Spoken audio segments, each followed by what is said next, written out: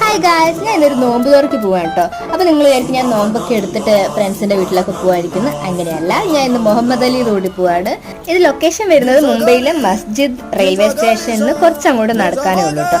ഞാൻ സത്യം പറഞ്ഞാൽ നോമ്പ് തുടങ്ങിയ സമയം മുതൽ ഇതിൻ്റെ റീൽസ് ഇങ്ങനെ കാണുമ്പോൾ എനിക്ക് പോകണം എന്ന് ഭയങ്കര ആഗ്രഹമായിരുന്നു. പക്ഷെ ലാസ്റ്റ് ആയപ്പോഴാണ് പറ്റിയത്.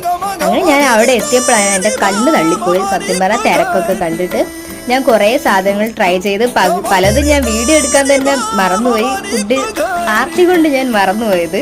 പല സാധനങ്ങളുടെ പേരറിയില്ലെങ്കിലും എല്ലാം തിന്നു നോക്കണം എന്നുള്ളതായിരുന്നു നമ്മുടെ ആഗ്രഹം എന്നുള്ളത് കൊണ്ട് ഞാൻ എല്ലാം കഴിച്ചു.